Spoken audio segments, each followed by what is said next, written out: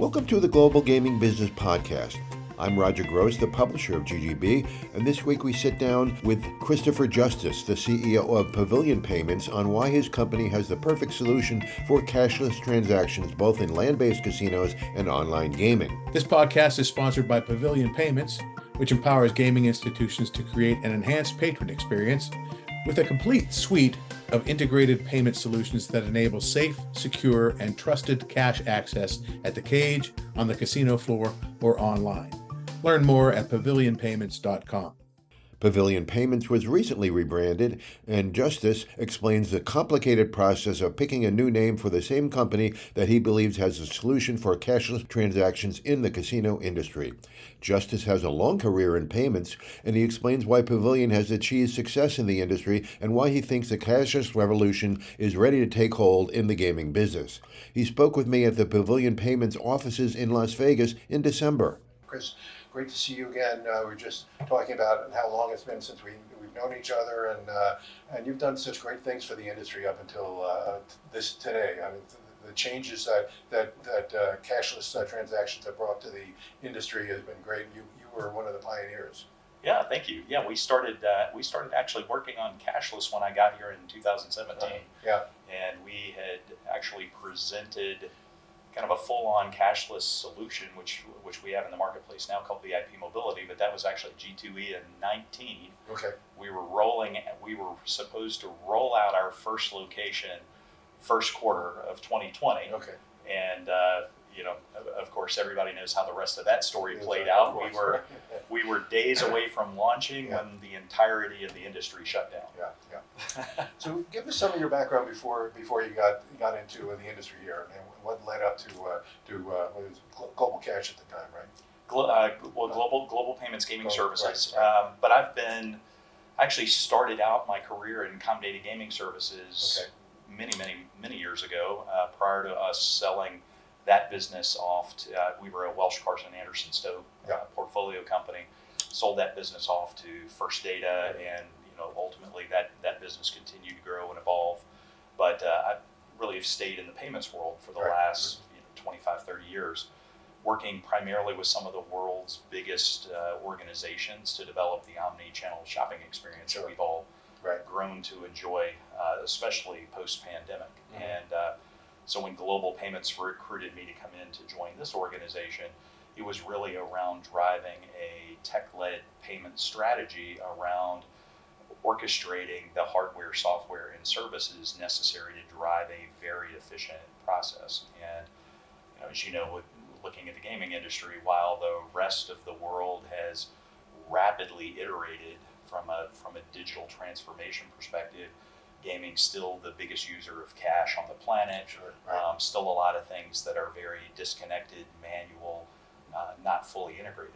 And so ultimately our goal and objective here was to bring a lot of the consumer-led experiences, but bring them into gaming in a way that is very easy to implement, easy to maintain, and orchestrates the best consumer experience. Okay. Because at least from our perspective, right, this isn't about getting the casino to buy more modules and more hardware and more widgets and more. Right.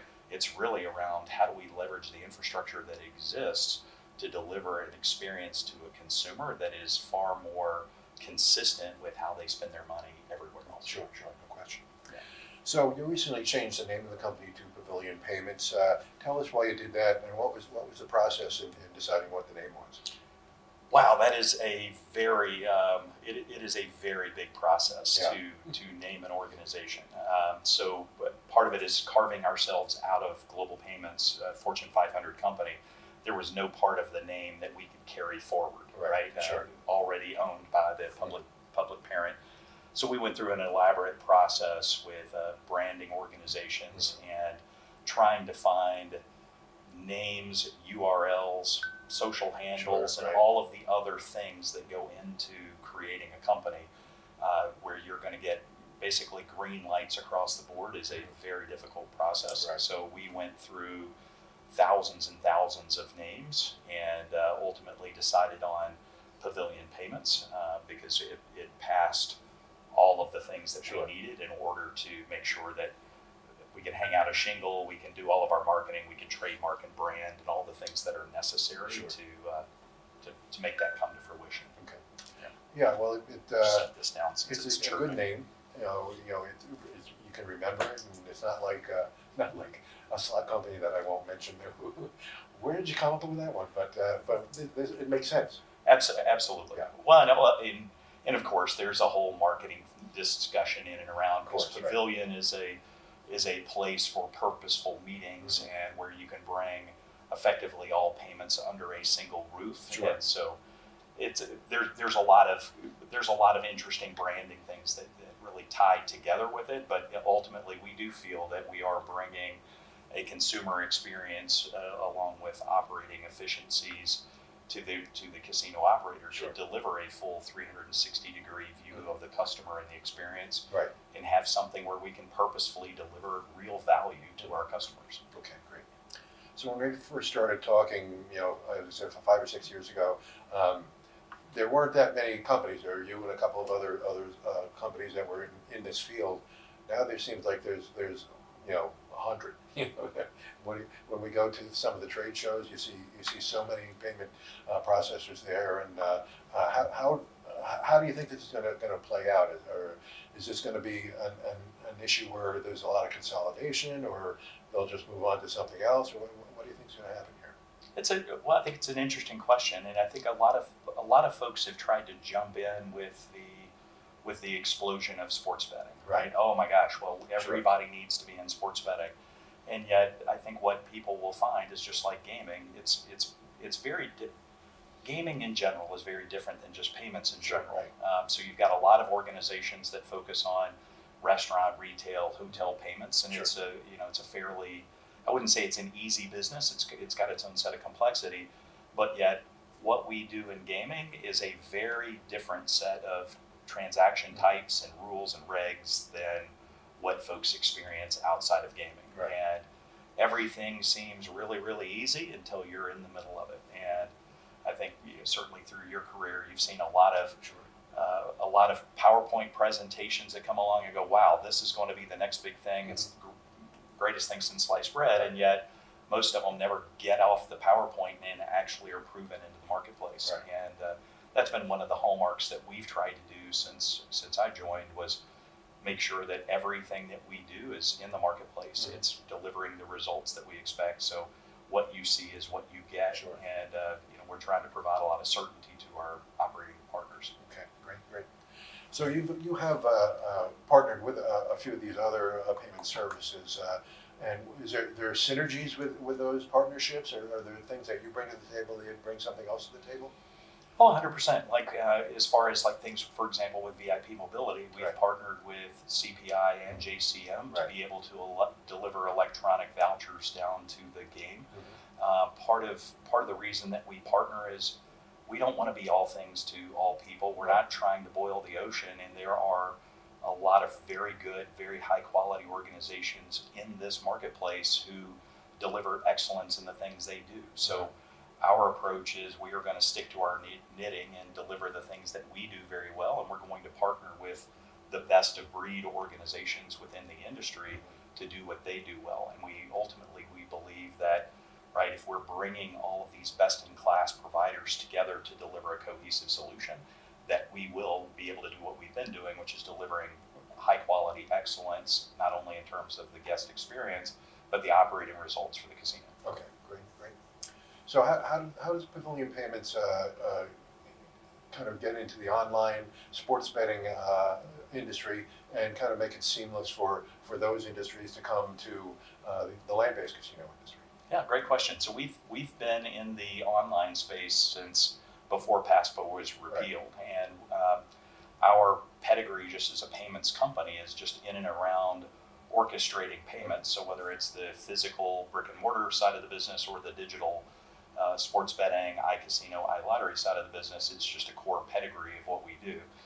Where we find our differentiation is the very unusual crossroads, if you will, of very complex, highly regulated gaming rules to the very regulated, highly complex payment rules. And so we've got the the people, the experience, if you will, coupled with the technology to be able to bring both of those worlds together. Mm-hmm. Okay. How are the players responding? It seems you launched with Resorts World over a year ago. Cycling. Okay. Viejas and, Right. Downstream were the two that we launched. Okay, great. So how are players responding to that?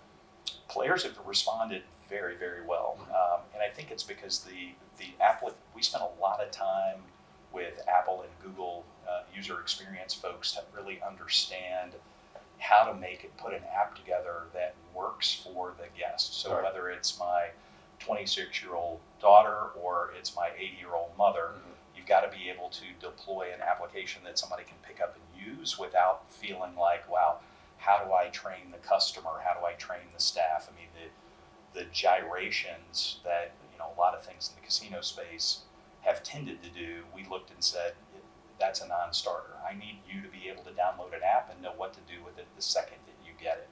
I need to make that whole process easy. So that's really the area that we started trying to pioneer as we wanted to launch these applications. Okay. And wherever there is this cashless, there seems to be a reluctance, almost like the beginning of ticket in, ticket out, when there was a reluctance from the players to really embrace that. And there seems to be that reluctance with the cashless transactions as well. Do you see that breaking down at any point? I think I think the reluctance I see today is really more on the operator side of the business. Mm-hmm. Okay. Because they've experienced some of the other solutions that are just far more difficult to use. Right. Yeah. And I would say it's an inconsistent consumer journey than what you would experience anywhere else in your life. Right. And our user journey is far more efficient, far less complex. So therefore, the consumers have actually warmly embraced the solution. So the number of folks that download our app that become what we would call folks that have adopted, who have used the application multiple times, is very, very high. Mm-hmm. The number of big customers within the database, and I think this is probably the biggest surprise, those are the customers that have more warmly embraced it. And I look at that as probably a little bit around my own personal experience, that as my income has increased, my patience level and my tolerance have gone almost to zero. Right. I want what I want, when I want it, how I want it. And by giving control over to the guest to be able to spend their money where they want, how they want, in a very quick and easy way, has been warmly adopted, especially by those folks that are more significant to the casino. Right. Secondarily, there's a significant safety improvement so that folks that, and I would say this, I would target this more at females, but I'm sure men have the same issue. You win a big jackpot, you've got a lot of money, right? And there's a lot of pomp and circumstance that goes around. Here's your payout, right? I want you to feel important. The problem is everybody sitting around you also knows you are now very important, and the ability to put that into a mobile phone to where you're not carrying cash around, you're not coming in or going out of the casino with money in your pocket because you can push a button and gain access to it, delivers a lot of safety and security for folks to just feel far more comfortable in participating. Sure. Well, it's funny you should mention that, because just over the weekend I'm on a Facebook group for slot players, and somebody asked a rhetorical question: what happens if I win a jackpot and I have to carry $15,000 out the door? And I responded, you don't have to do that. You just set up your wallet and put it in there, and you just carry a little card out the door. That's it. And this person didn't know that. I don't know if it was a man or a woman, but this is the kind of message you need to continue to get out, I would imagine. Well, absolutely, it just makes all the sense in the world. In fact, one of the top players in one of our casino locations was not even somebody that was technically on their target list of people they were wanting to groom and cultivate into the experience, but it was a lady who tried it, and as they went and interviewed, so why are you here, right? You've gone from being a effectively mid-level player to number one player in the casino. Right. What was the turning point? It's I feel more secure, and it's a great testament to what technology can do to improve the overall P&L value for a casino operation. Sure. Well, early on, not only was there reluctance from the players, but there was reluctance from the regulators. And I know you spent a lot of time educating the regulators, and they seem to be more accepting of it now. Is that the case? It is in a lot of cases. Yeah.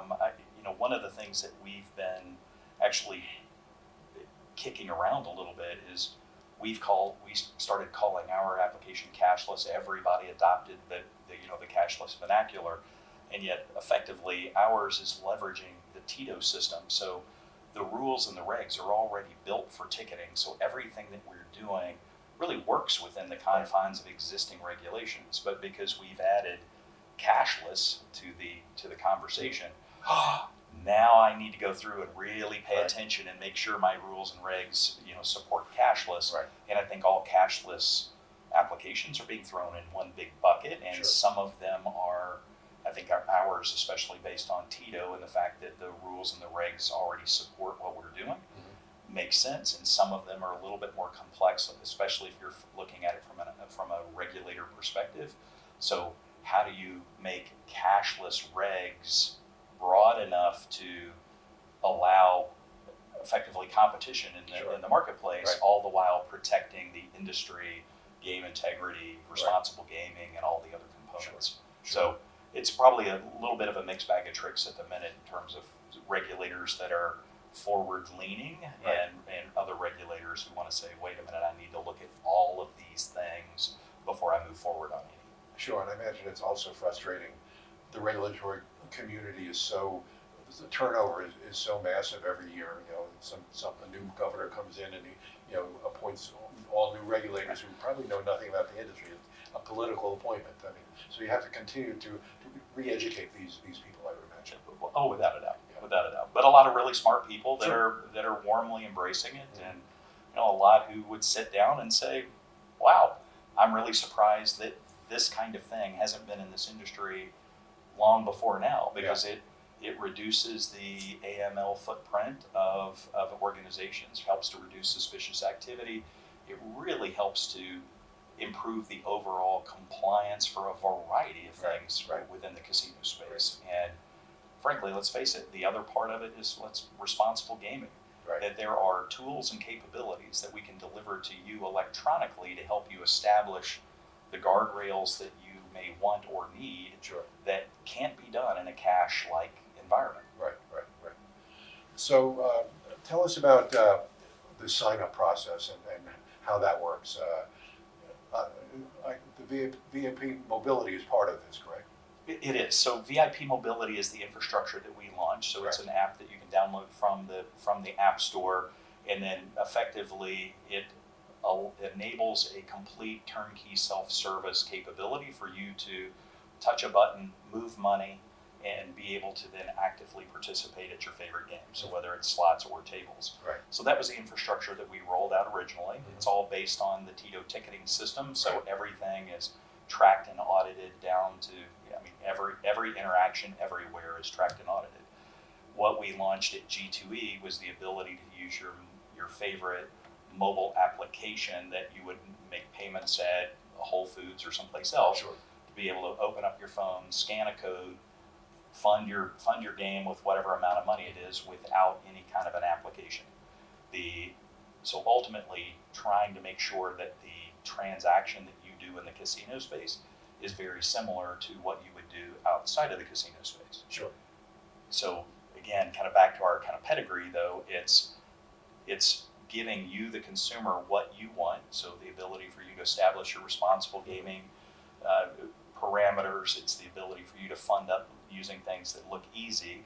All the while, it's still accessing our infrastructure on the back end for VIP mobility. So we're trying to make it easy for the guest, keeping everything consistent and standard for the operator, and then VIP mobility handles all of the complexity in the middle to take everybody else's change management kind of out of the picture. So can a participating casino brand their slot club card along with VIP mobility? Can they get their slot club card and use that to transfer the money? Oh yeah, every part of it is branded to the casinos. So when you download the application, right, we don't know where your home is, Right. so it's a VIP mobility app. But when you walk into a Viejas, for example, the app turns red. It's the Viejas logo, and that is now your home property. Okay. But it dynamically rebrands wherever you are. Okay. Do you find the tribal gaming market to be a little more accepting of this at this point? So far, well, we've actually had quite a few commercial operators, that are leaning into the process. Right. But that also gets into then commercial regulatory, and Right. we're also a company that, for the entirety of our life cycle, have never been fined or sanctioned by any regulatory body ever. So we are far more on the aspect of asking permission versus favors or forgiveness. So we spend a lot of time up front making sure, jurisdiction by jurisdiction, that what we're doing falls within the set parameters of those jurisdictions before we install. So the big fear, I think, of the regulators is that nobody wants to be able to use a credit card to play at a slot machine. How do you address those kind of issues? So everything that we do is customized based on frankly, the rules and the regs of the jurisdiction, Right. as well as the rules and the regs of individual operators. Sure. So in areas where credit cards are used, we're not funding up the games directly with credit cards. Right. So the same transaction that you can do physically, like going to the kiosk Right. and performing a transaction to acquire a ticket, that is the same process that we're doing, that it's just happening to be done on your mobile phone. Okay. So still compliant with all of those same rules and regs, even though, right, we've tried to, again, make sure that we are bifurcating the process so the consumer doesn't see all of that sausage being made. Right. To them, it looks like an easier transaction, but in the background, we're still doing all the same stuff. Okay, great. So you authored a piece in our September series on responsible gaming education month, and it was very very much on point in how cashless transactions can identify problem gamblers, and they can actually set the parameters. How successful has that been in terms of the operators knowing that they want to do something like that? I think all operators really want to embrace delivering the right set of guardrails for their guests, Right. and I think a lot of us are aligned. It's hard to, responsible gaming is a hard topic, but I think for the majority of us, I think we do look at it of how do I provide the right tools and capabilities to the right folks at the right time, because look at all addiction has its problems, right, in terms of it being a sickness, and when you start to think about drug addiction, alcoholism, right, there are a lot of penalties and roadblocks that the government and social and everything that we've put in place, right, to keep people from drinking and driving and what have you. And yet for the people that are truly addicted, they push past all of that and they're going to participate. And yet in gaming, our typical approach to responsible gaming is paint everybody with the same brush of friction. Right. And yet at the end of the day, if you tell me $1,000 a day is the limit, well, okay, maybe you and I can afford the $1,000 a day.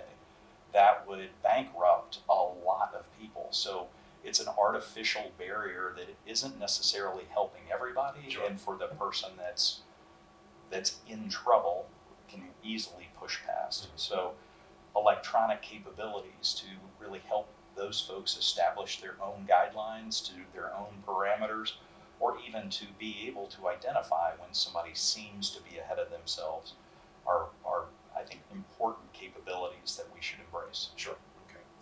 So what kind of hurdles do you have when you're talking to a casino about becoming a client of yours? So what are their concerns, and what can you say that kind of alleviates their fears? I think a lot of the challenges that we face are the fact that I think the conversations that we have are very differentiated in terms of our approach and how we have integrated all of our systems together in a very elegant way. It's very much like, I think, in the early days of an Amazon, like, really, how can this company do all of these kinds of things. And that yet you look at it, you can order dog food at 10 o'clock and an Uber driver is delivering it to your house from Amazon at noon. Right? It's amazing how the technology works, and yet I think our technology is so differentiated. I think a lot of folks would look at it and go, wow, this can't be true. Sure.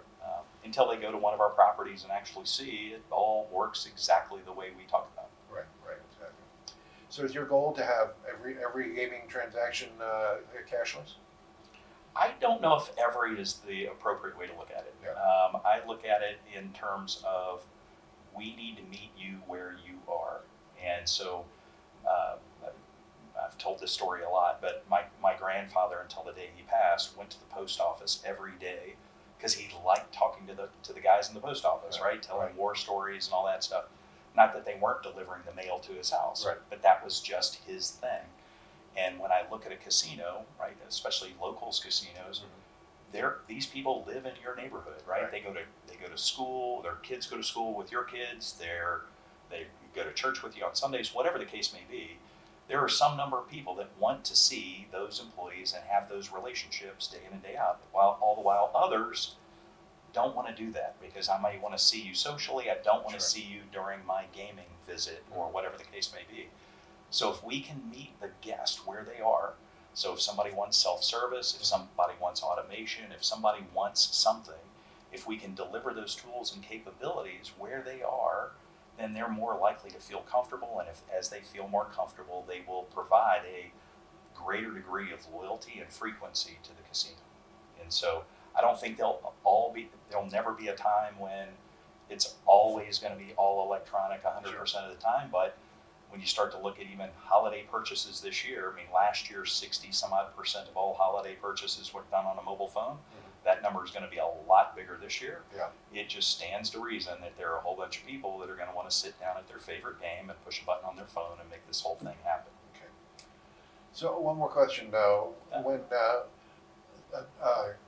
Tito, the Ticket Out was established, it took 4 or 5 years for it to really get a ground hold, and I think we're seeing something like that with cashless transactions. Where are we in that spectrum there? Do we like just starting 10% and that much more to go, or where do you think we are? I agree with you. I think it's very much going to follow a similar curve. I think we are just, I think, at the end of what I would call kind of the early adopter phase, right? The pioneers are proving it out. They're showing that the capability exists. They're showing the fact that consumers will adopt and embrace. And I think we're not too far from that fast follower phase where there are a whole bunch of people that are in the lab right now and that are in that installation process. And we will start seeing this take off more and more and more. Okay. I think you can almost correlate it with the ESPN bet that just opened a couple of weeks ago, and that's shown a tremendous growth because it's easy to sign up for. It's a product you know. I think you're right. I think probably we're just at the beginning of that stage. You bet. And another one of our customers, ESPN Bet. So it's and it's all around really creating a compelling guest experience, because if we can meet the guests where they are and do the kinds of things that they want to make this more efficient, they're going to spend more of their gaming wallet at those locations than they will for the folks that are still kind of stuck in the past. Okay, great. Well, Chris, I'm very excited that our editorial advisory board decided to include you in our 25 people to watch this year. I've been following your career and your efforts here in the industry, and I really think it's groundbreaking, and I think we're going to see it come to fruition in the next year or two. Well, I really appreciate it, and thanks again for the nomination. It's very, very flattering. Great. Well, we'll stay in touch, and when we do hit that inflection point, we'll talk again. 100%. Let's do it. Thank you. Fantastic. Thank you. Hope you enjoyed this week's podcast, sponsored by Pavilion Payments. Learn more about the full suite of gaming solutions available at pavilionpayments.com. To learn more about the topic we just discussed, visit ggbmagazine.com. Subscribe to GGB News to get all the news of the gaming industry delivered to your desktop every Monday morning. Sign up at ggbnews.com and use the coupon code GGB180 for a free subscription. Don't miss a single episode of the podcast. Subscribe on Amazon, Apple Podcasts, or Spotify today. So we'll see you next time on the GGB Podcast.